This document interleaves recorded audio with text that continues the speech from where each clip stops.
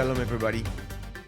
I just finished an interview less than a day after Israel's strike on Iran with the IDF Reserve Unit Commander, one of our assets in Israel.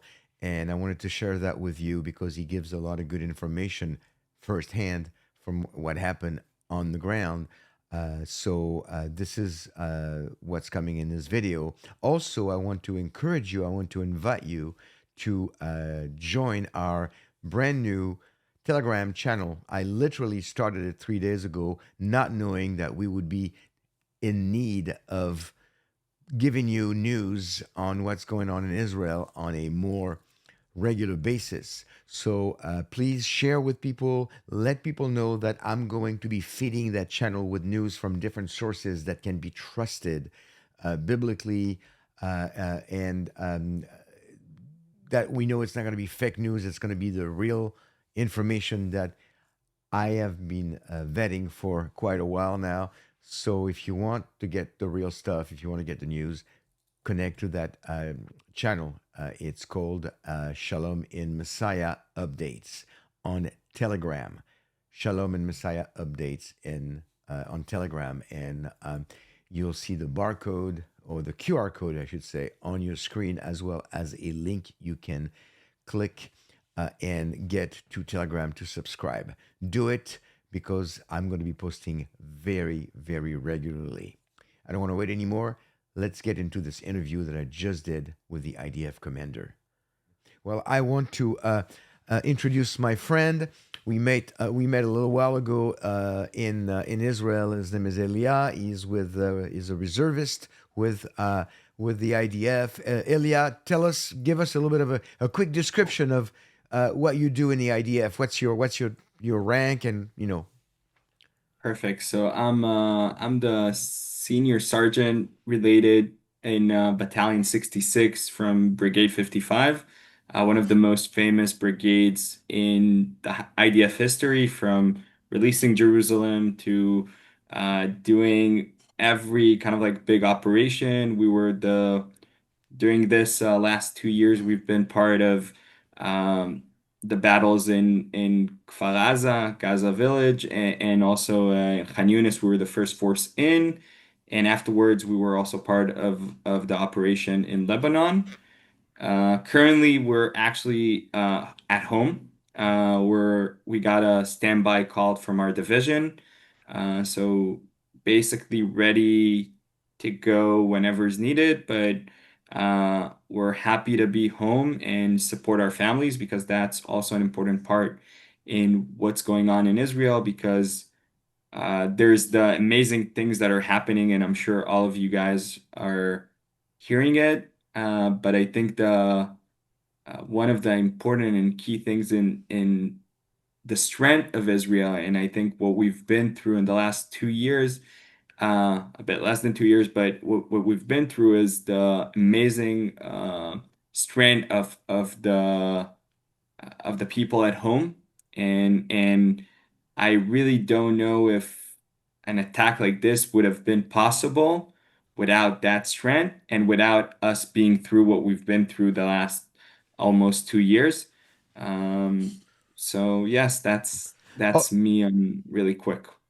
thank you. So you what you're saying is that you think that the unity of the people of Israel, the unity of and resilience, we know about the resilience for sure, but the unity of the people in Israel right now is being strengthened by the events of October 7th, 2023, and how the country has worked together with differences. We know there's a lot of differences, but worked together towards the same goal of eradicating Hamas, and that has prepared the country to continue to work together.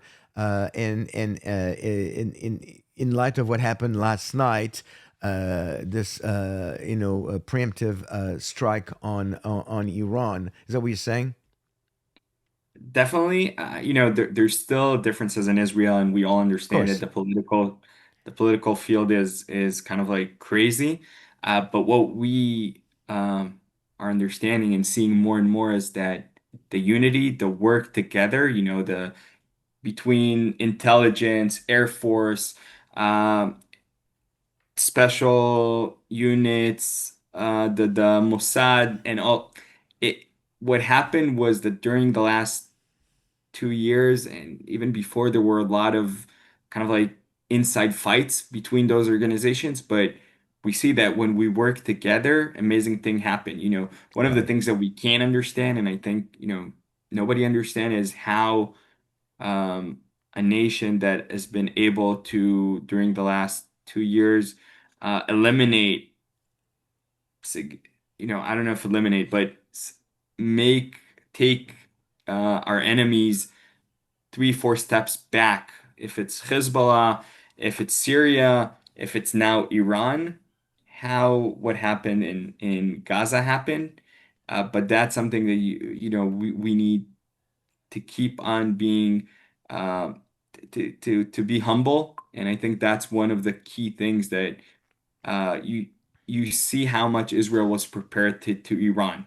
Yes. It's not a matter of a year or two. It's a matter of 20 or 30 years of intelligence, having forces inside, and it's something that even when you see movies, it's much more than what happens in movies, because we're hearing more and more on what happened last night and during all day.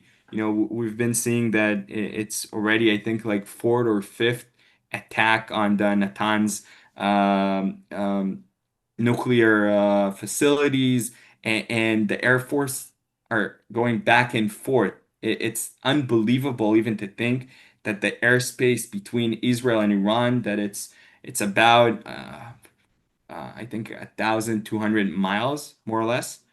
Um, it's crazy to think that that airspace is just free to go.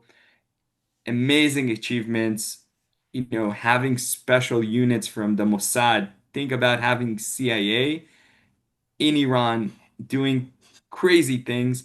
Um, it's an amazing achievement. With that said, one of the things that we are preparing here for is for them to attack back. At the end of the day, Iran is not a small country. We're talking about 90 million people.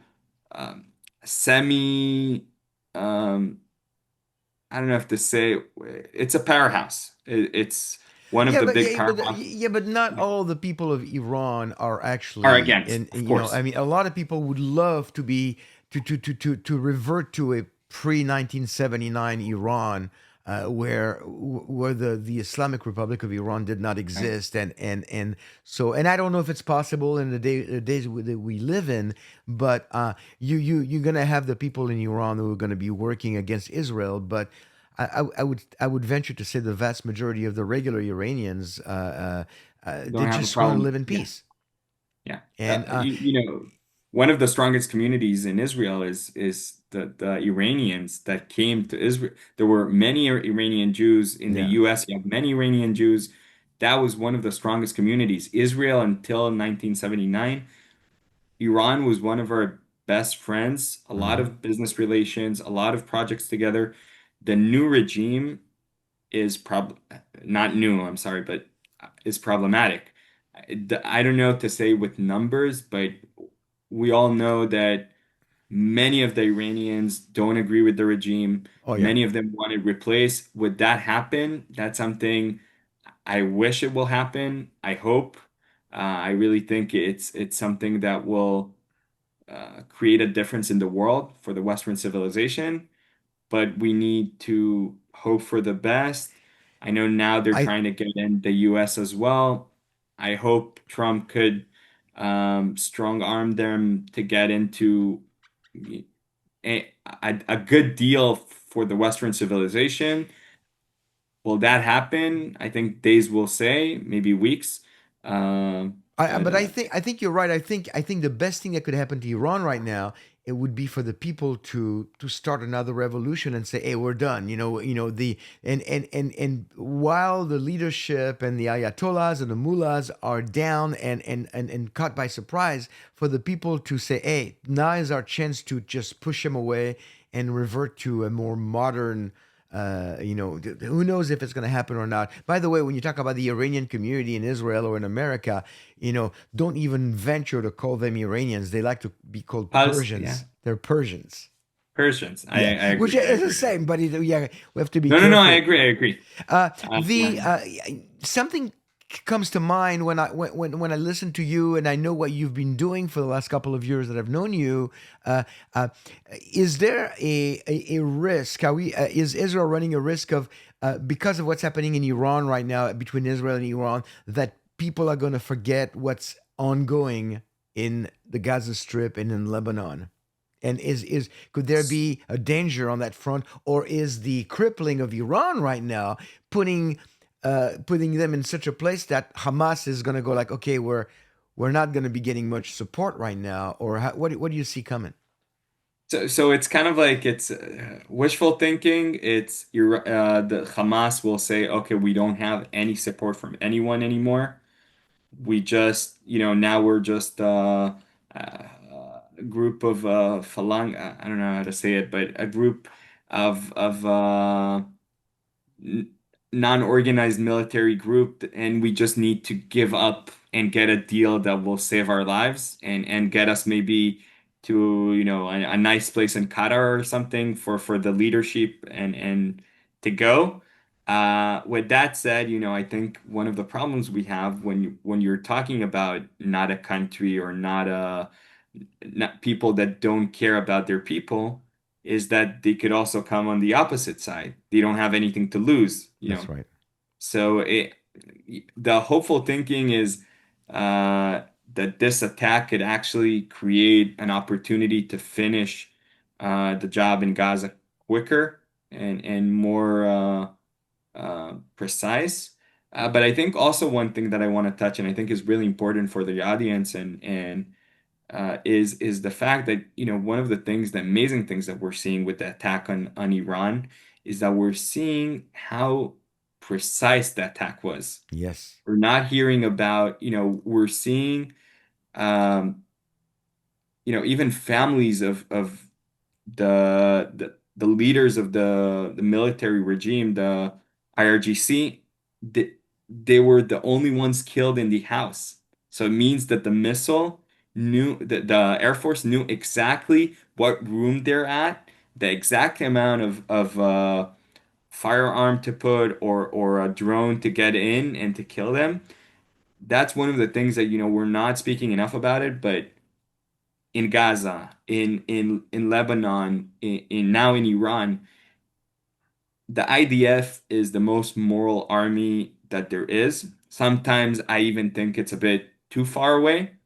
But with that said, we have to do it because we believe in it. We think it's the right thing to do, but also because we need every small thing that we do, the public opinion and the crowd just punishes us um, a lot about it. So I really think you guys need to see the videos. You guys need to read about it.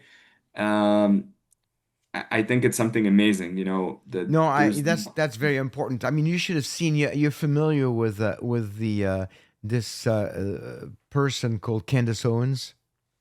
of course, yeah, She's and Candace Owens has turned completely anti-Semitic, and she posted something last night on X. She said that Israel is continuing to show that how bloodthirsty they are by attacking Iran. I mean, it's like, and she's got millions of followers. So we need the truth. We need to and it's a very good point that I mean, if Netanyahu wanted to get rid of Hamas once and for all, he could have leveled Gaza very quickly and not right. worry about collateral damage. You know what? Whoever dies dies. It's a war. That's what the rest of the world is saying anywhere else on the planet, and nobody's saying anything. But for Israel, and all of a sudden, 3 days after Hamas invaded Israel, Israel became the genocidal Jewish state, Right. and so it's not long before we get the same accusation about what they're doing in Iran. Where I'm glad you mentioned that the surgical precision that at which they operate is very important. And to be honest with you, I just know that within hours, days, but It will not happen. maybe It will hours. happen. We're going to hear Yeah. in America as well that it's going to be even more unsafe for Jews to be in America because of what's happening in Israel. It's we're seeing a lot of that right now. So it's a big concern. Um, so now you are not in a place. You're in a reserve, and you're not in a place where they could send you. I'm just curious. Send you. I mean, nobody's going to Iran right To now. Iran. Special units, really precise, might have like small things to do there, but seeing a military, full scale Land operation invasion. Yeah, there, yeah. I really doubt it.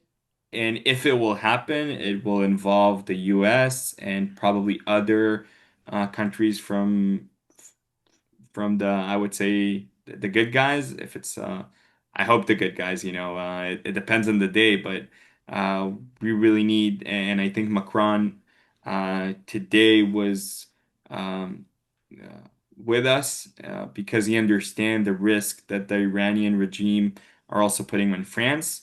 We have Germany on our side, Great Britain, our I'm sorry, but I wouldn't trust Macron. I agree. I mean, Today, but here today he is a guy. said Here is some a good guy things. who's ready to recognize the state of Palestine. Okay, so I agree. No, then no, no. let's I not. just said, I just meant that he said good things today, but I think it was more That was in probably a regards to that. mistake. Yeah, yeah, yeah, yeah. I'm just Yeah, kidding. No, I'm just Macron saying something good about Israel. I know, Probably kind I of know. slip up because he usually does it. By the way, because of all the things that we're speaking about, we forgot something really important. Israel this week, we had the peace, how do you say it? The we had Greta Oh, coming to Greta Israel. Thunberg. Yes, Yeah, yeah, yeah. the And she was the first hostage to, get released and getting back home in 24 hours. And yes. it's kind of like funny even thinking about the fact that, she made all this fuss. And honest truth is that, the US and Israel are doing everything in our powers to support the people of Gaza with humanitarian aid. And I think the fact that, the US has brought private private half military companies to give out the food and give out the support, the aid, and by that eliminating the Hamas kind of like full control on that, it's something amazing. And having people like Greta and other crazy extremists that are, taking something so important and something that has been helping the people of Gaza. None of us want people, the normal people of Gaza want them to be hurt. We want all of them to be um, safe and have hopefully a good regime that will care about them and will take them to a better place. Sure. Um, and I think, the amount I opened CNN. I normally don't do it. I never do CNN, but I just wanted to see, and it was front page. And I was like, there's so many crazy things going on around the world. And having 12 individuals that want just, the PR, and it just, it gives us the understanding of what some groups in the world are looking to get, and unfortunately for us, but we need to keep on speaking and trying to fight the public opinion because I think it's really important. Absolutely. And we also, one thing, Elia, and I know I know you're a spiritual man. We also cannot dismiss the fact that what happened from Israel's standpoint last night. And many will not even see it or recognize it. But what happened was really miraculous. God has been watching over Israel as He promises in the Bible. And I'm reminded of that scripture in the Psalms, Psalm 121. I forgot. I think it's verse 4, maybe. He who watches Israel never slumbers nor sleeps. This is the God that we're talking about. This is Hashem. This is the God of Israel, the God of Abraham, Isaac, and Jacob. He watches Israel, and he promised also in Jeremiah 31, 35 to 37 to never completely forsake Israel and let Israel be destroyed. He said, if the moon and the stars can be destroyed, if it can be measured and count the stars, then I will forsake Israel. But that's not going to happen. So we know that God is watching over Israel. It doesn't make things easy, but it's something that we need to always keep in mind that God has made several promises regarding Israel in the scriptures, and we have that to hold on to. That's very important. Well, as I wrap this up, Ilia, I want to remind our audience that this relationship that we've established between Shalom and Messiah and Unit 66 is an ongoing relationship. We go back and forth. I'm supposed to be in Israel in August, Lord willing. Who knows if I'm going to be there or not? But I can't. I mean, I want to be there. I can already smell the hummus, so I need to get there. But we in the past we've provided you with supplies and not necessarily want to go into a list of what we need right now, but I'm sure you have more needs. And so I want to encourage our audience that if you want to donate to Shalom and Messiah to help the IDF, this is how you can do it by going to shalomandmessiah.com and you go to the donate page and you click the fund that says Israel Ministries. We're counting on you. You've been very generous. Ilia, without going into details, do you still have needs? Yes, definitely. And I think you guys have been extremely helpful during the last year plus. I think it's already like 14, 16 months that we've been in close relationship. We have still equipment that we need. And we're scheduled to go, now it will probably change. It will be even before, but we're scheduled to get back in the next couple of weeks. And now it seems like in the next couple of days, maybe because we're on standby. So definitely still have a lot of needs and also more important. And I want to say thank you for the support until now. And one of the things that you guys also supported us with is, of course, the prayers, but also the support for the families. And that's something you don't even understand for our kids to get, if it's the paintings or the presents for the kids. That's also something that you guys have been extremely helpful with. And for the kids, it's like having support from abroad. It's not just our war. It's kind of like the Western civilization fighting for a better future. And as you said, we all believe in God, and God will lead us to I would say to a better future and to better days. And it's amazing. We're seeing things that are happening, and I have to say, even on my most optimistic days, I wouldn't have thought that what we did to Hezbollah and to, s- you know, big enemies that became small because of amazing achievements, that this will happen also in Iran. So um, let's pray for God and say thank you for that, because we could say as much as we want about technology and stuff, but we also saw that, when you're not humble, it's God, I don't have to say punishes you, but it Disciplines you. disciplines you. Exactly. That's the right Discipline. way to Yeah, say it. it's And probably a more accurate word, and I know exactly what you mean. Well, Elia, we are going to have a prayer meeting and over the weekend for Israel. So we'll be lifting up Unit 66 and you and your family. You can be sure of that. I'll be staying in touch with you. And as you have more needs, you'll pass them on to us, and then we'll see how we can uh, raise some more funds from our donors. They've been very generous, very, very kind. It gives us a sense of purpose. We read our Bible, we see what was promised in the Bible. I mean, the as far as I can tell, when I read my Bible, I see that the Bible is a very Jewish book. The Messiah is a very Jewish Messiah.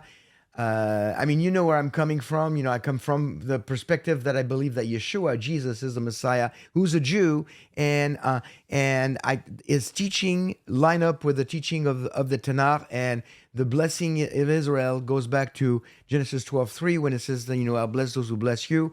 And we want to bless you. We want to bless you. We care about you. We care about your unit. We care about the IDF. We care about Israel. So, Ilia, thank you for taking the time. I understand that as we were recording this, you're getting really close to starting Shabbat. So, don't want to take too much more of your time. I want to say, on behalf of my family and Shalom and Messiah and our donors, I want to wish you as much as we can today a Shabbat Shalom. Thank you. By the way, just for you guys to know, it's Shabbat in Israel in 25 minutes, but currently the situation in Israel is that you need to be in at home and be ready for next steps. So there's no any crowd, no prayers. Like everyone is at home as close as possible to I read that, yeah. um No synagogue service today. yeah. Yeah. Some, some buildings have inside the building friends and families, but it's kind of like a real understanding of, we're High alert. expecting, yeah, high alert and keep on praying. It's really important and keep on supporting and we hope to have good news, better news soon and thank you, Olivier. I'm really happy to speak with you and with everyone here because I really believe that you guys are a big part of what we're doing and big supporters. And without you guys, we've we definitely need you guys. So thank you. Well, you got our support, our prayers, and hopefully soon more financial support. God bless you. We'll talk soon.